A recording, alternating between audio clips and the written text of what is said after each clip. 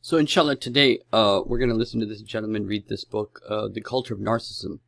Basically the culture of being nice, okay, rather than being honest. A culture where everyone has to make everyone feel good as a replacement of religion, okay, as a replacement of something truly meaningful and transcendent. So let us start with this. So this is the book, The Culture of Narcissism, The American Life in an Age of Diminishing Expectations. Meaning, in order to be nice, what does that mean? In order to be nice, that means that your expectations of others has to be decreased because you need to be nice to them. You be nice to me and make me feel good. I'll be nice to you and make you feel good. And whatever we need served usually will be done through the automated machine or computer or something like that. But we need to make each other feel good. This is the replacement of religion. A culture of niceness, a culture of narcissism, a culture of where no one is told you're wrong, this is wrong, these are wrong ideas that making people feel guilty.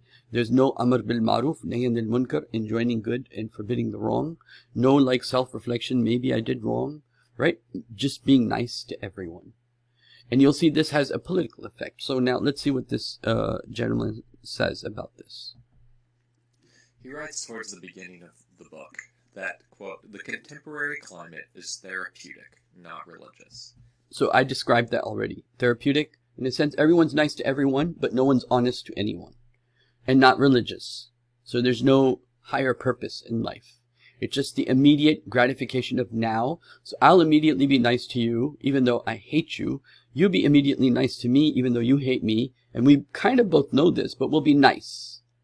This is a therapeutic environment. This is like you're sitting in therapy with a husband and wife who have issues with each other, but you're telling them both, you got to be nice to each other. That's a therapeutic environment, right? So this therapeutic environment that we got going on. People today hunger not for personal salvation. Now, this talk of mine will make more sense to people who are in corporate America, who are in the university settings, who are somehow engaged with the power structures, indirectly or directly, of the world. Okay? So, let alone for the restoration of an earlier golden age, but for the feeling, the momentary illusion of personal well-being, health, and psychic security. Even the radicalism of the 60s served, for many of those who embraced it, for personal rather than political reasons, not as a substitute religion, but as a form of therapy. Now, how does politics serve as a therapeutic environment? You're with a bunch of people who agree with you. I'm a Democratic person, or I'm a Republican person. Everybody here agrees with me. See, I'm right. And people are with the Democratic Party. See, we're right. You're with your political group, with a group of people who completely agree with you on everything. That is an environment, that's a therapeutic environment. It's not a religious environment. Okay? So, radical politics filled empty lives, provided a sense of meaning and purpose. And this should recall the discussion from a couple weeks ago about Barbara Ehrenreich's criticisms of the 1960s counterculture New Left, and what's sometimes called the cultural turn. And Lash specifically takes Susan Stern, who was one of the leaders in the Weathermen, or the Weather Underground, which split off from the SDS, and there's a whole crazy history there that we don't need to go into. It's enough to... Yeah, so just see what he says. I mean, what the author writes about this situation that we don't need to go into. To talk about his critique of her, where he says, carrying directly on from this previous citation, in her memoir of the Weathermen, Susan Stern described their attraction in language that owes more to psychiatry and medicine than to religion. When she tried to evoke her state of mind during the 1968 demonstrations at the DNC in Chicago, she wrote instead about the state of her health. Quote, I felt good. I could feel my body supple and strong and slim, and ready to run miles, and my legs moving sure and swift under me. End quote. A few pages later, she says, I felt real. Repeatedly, she explains that association with important people made her feel important. quote, I felt that I was part of a vast network of intense, exciting, and brilliant people. When the leaders she idealized disappointed her, as they always did, she looked for new heroes to take their place, hoping to warm herself in their brilliance, and to overcome her feeling of insignificance. In their presence, she occasionally felt strong and solid, only to find herself repelled when disenchantment set in again. And this, I submit, should resonate with my earlier presentation of Caitlin B. Curtis. I think you have a similar sort of therapeutic mentality masquerading as political radicalism.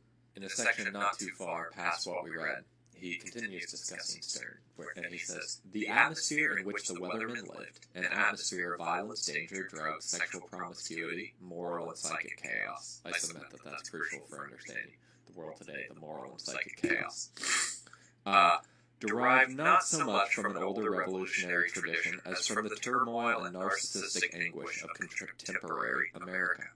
Her preoccupation with the state of her psychic health, together with her dependence on others for a sense of selfhood, distinguished Susan Stern from the kind of religious seeker who turns to politics to find a secularized salvation. He needed to establish an identity, not submerge her identity in a larger cause.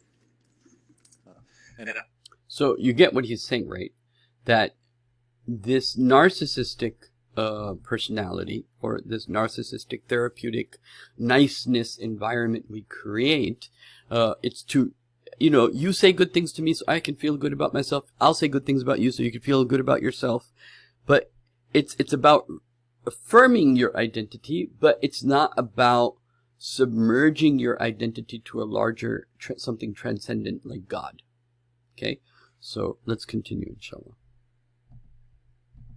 And that's a crucial half of what Lash is saying. There's partly a critique of the narcissistic individual.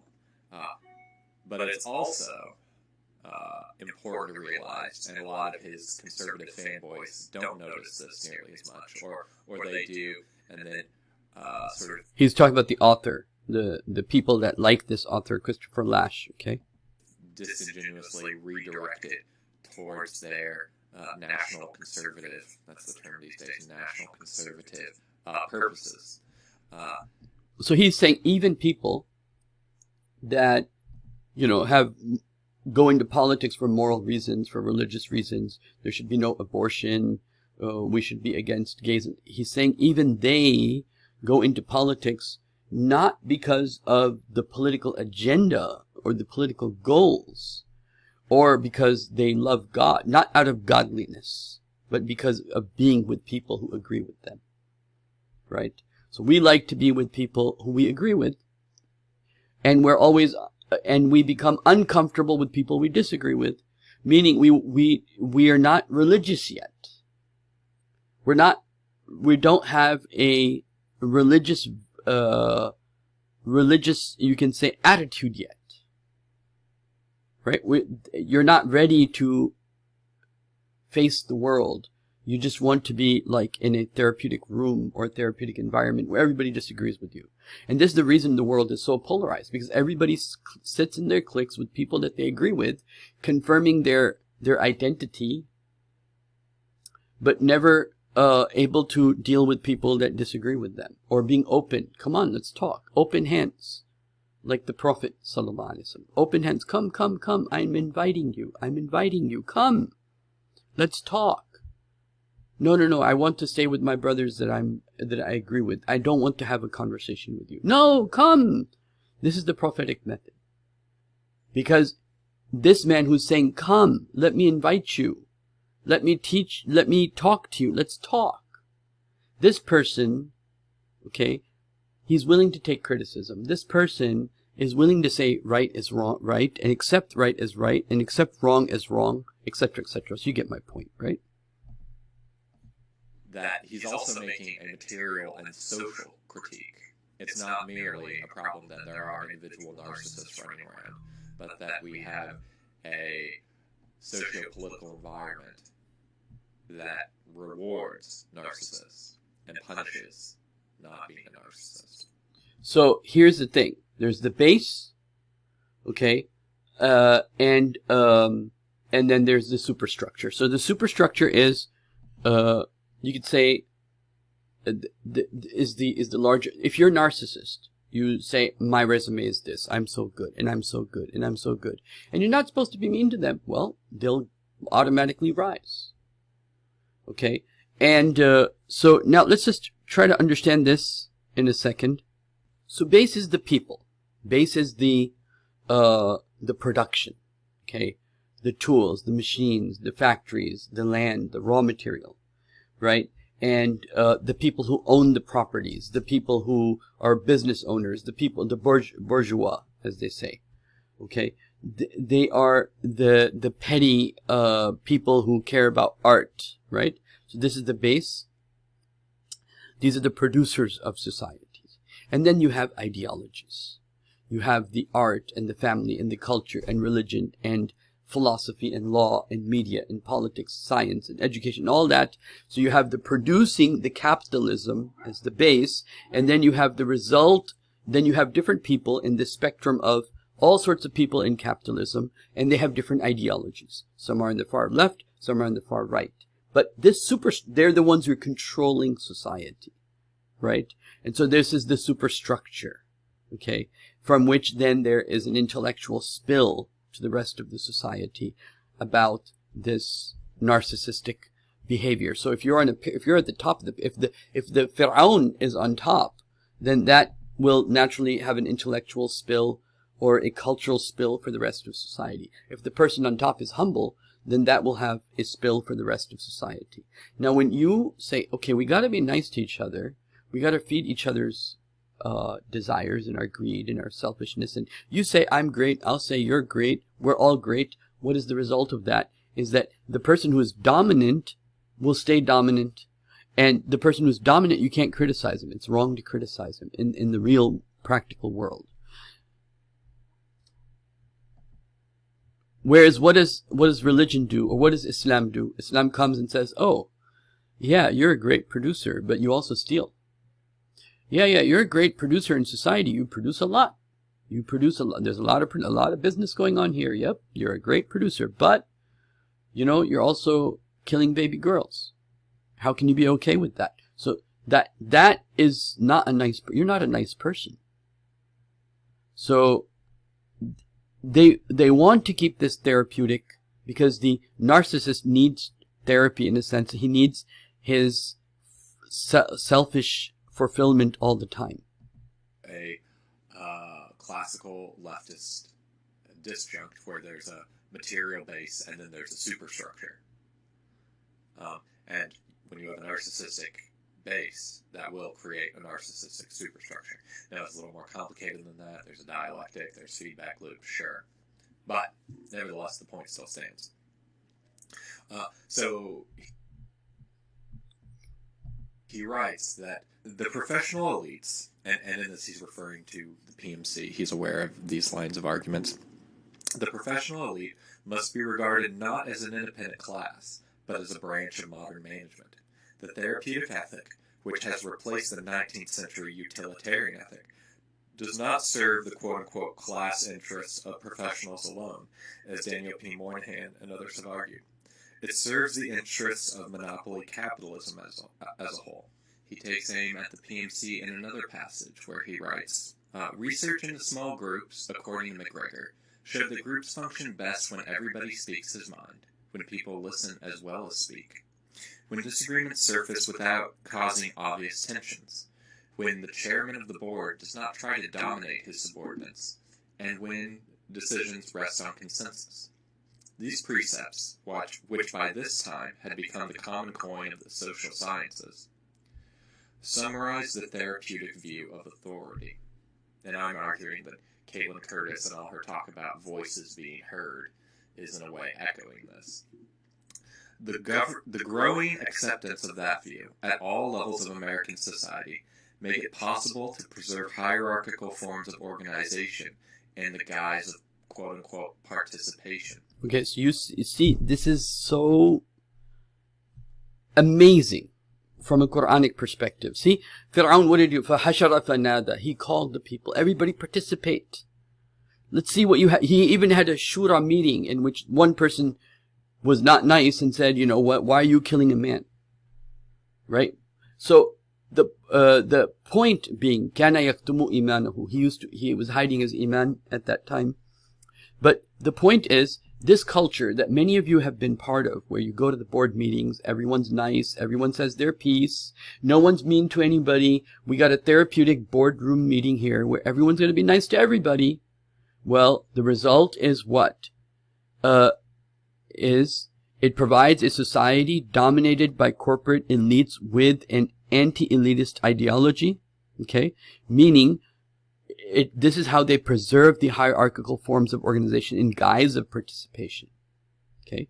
So, let's, you feel good about yourself. You can say, you know what, I think we should do this. And in the end, the boss does whatever he wants. He also, you don't get to say anything mean to the boss. And the boss will not say anything mean to you. And you should feel good you participated and get to say something at all. And this is what all the people in the United Nations and all these Muslim organizations think, that just because you said something doesn't mean anything. As long as unless you're not crossing a certain limit, as long as you're talking according to the culture of niceness and therapeuticness, even if you say the most, you could say unacceptable thing, but if you say it nice, right, and you don't cross certain lines, you're okay. You're still in the game. We'll accept you as being part of the United Nations, or part of being board meetings, or part of the World Economic Forum. You're not criticized. But once you become mean, or once you become like a criticizer, or once you become not nice, and you create a disbalance in this therapeutic environment of participation, we should give suggestions in a nice way, and rather than speak the truth, right? So it's not about truth. Participation is not about truth. It's about gratifying the ego. All right, let's see what he says.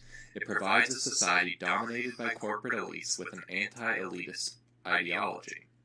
The popularization of therapeutic modes of thought discredits authority, especially in the home and the classroom. Okay. The popularization of therapeutic modes of thought discredits authority, especially in the home and the classroom. Why? Okay. So, this system, okay, but in capitalism, at the very top, the boss always does what he wants, right? But everybody under that, you have to be nice to me. You're my teacher. You're my authority, but you're not my authority. I don't see you as my authority. I see you have to be nice to me. I have to be nice to you. This is principle number 1. You have to feed my ego. I have to feed your ego. And as long as you have an environment where we're feeding each other's egos, there's the other side of this, where you have an authority that's always feeding his ego and not feeding anything of the other side's ego. This creates an imbalance too. That's the other extreme. So there, these two extremes. But liberalism has always been mostly on this extreme, where I'll be nice to you, you be nice to me. I feed your ego, you feed my ego. I'll remain as your teacher above you, but you can think whatever you want about me. You can even hate me, but you be nice to me, I'll be nice to you. Okay? And so, see what he says. While leaving domination uncriticized. Therapeutic forms of... So here, while leaving domination uncriticized, both negatively or positively. Not accepting that, yes, this person has authority over me, so I should be a little bit patient. And negatively, that he's doing something wrong, and you don't want to say that he's doing something wrong. Social control, by softening or eliminating the adversary relation between subordinates and superiors, makes it more... So what the modern society does, it eliminates the adversary relationship between subordinates and superiors. And so it removes the, you can say, adversary, or makes it look bad to say, I'm your parent, I'm telling you to do this. I'm your teacher, I'm telling you to do this. I'm your Amir, I'm telling you to do this. That is not nice. That's now my ego is hurt. So that environment where the egos get hurt and people are honest is actually the true religious environment. But that environment that is therapeutic will always keep in mind the feelings of other people, even at the cost of truth. That's the point. Even at the cost of truth. Okay? So if the teacher is doing something immoral, you don't get to say if he's immoral. You don't get to ask him, why are you gay? You don't get to ask him, you have to be nice. And that's a therapeutic environment.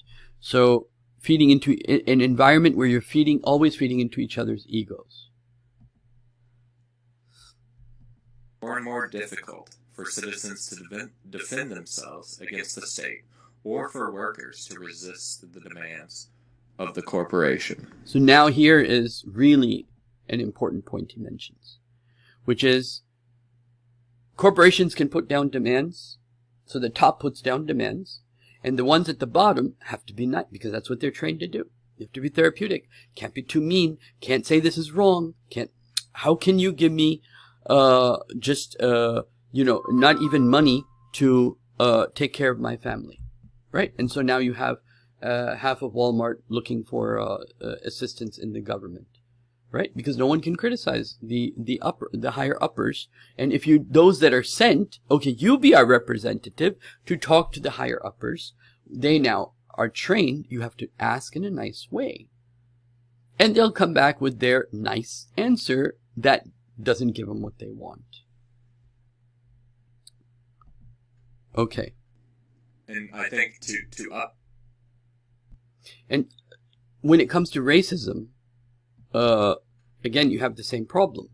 That we're not talking about we're talking about race, but we're not talking about the structures within society and how it relates to race, and how it relates to this kind of like the black people have to be nice to the white people have to be nice to the black people, but no one's willing to be honest about really what's going on, And so when you talk to a friend, like your friends, your homies or whatever, you're honest, right?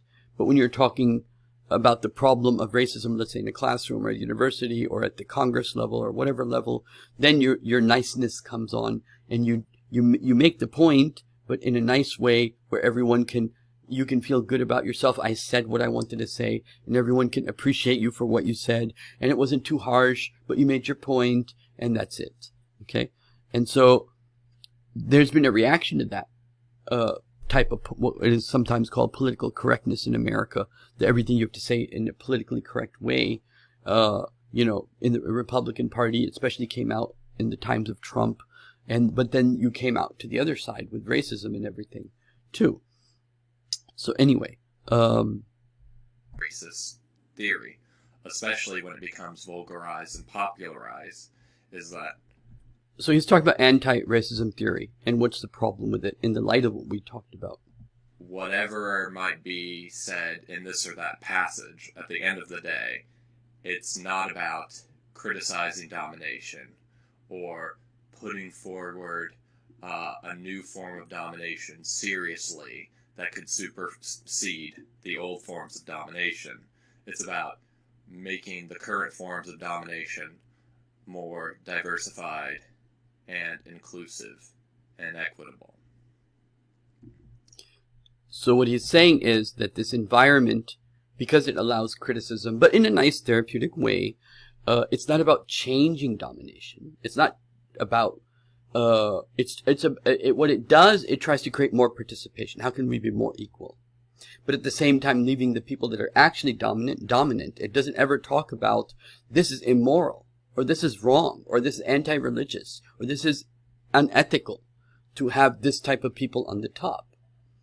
That's not where the conversation ever goes. It always goes into how can you participate, and how can we create more participation, generally speaking. Even White Lives Matter and all of that ends up being just a lot of, you can say, anger in the streets, but once it's brought into the actual institutions, it has a very nice smiley face. Can you please do this for us? Type attitude. And if that's the point, then fine. But I would argue, and Lori would argue, this makes you a weird sort of conservative in that you're taking the current forms of domination as correct. and you're not interested in changing those, just making them more fair. And so it's not a mistake that the brunchers can go to their cushy jobs and then celebrate brunch without too much concern about all of this really underwriting the stability of their mortgage or their 401k, which is predicated on the current forms of domination.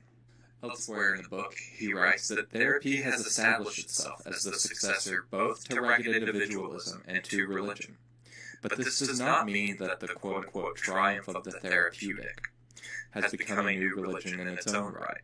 Therapy constitutes an anti-religion, not always to be sure because it adheres to rational explanation or scientific methods of healing, as its practitioners would have us believe, but because modern society has no future. And okay, so let's talk about this. So what he's saying is, look, religion's about being honest and truth, not feeding your ego. And that's what we have as a culture, corporate American culture, our culture in the institutions all over it, from classrooms to where decisions of policies are made. Everyone has to be nice. The lawyers, how they talk to each other, adversary lawyers, you have to be nice. But it's not about truth. Truth is not important. Truth is secondary. And so it's an anti-religious atmosphere. Okay? And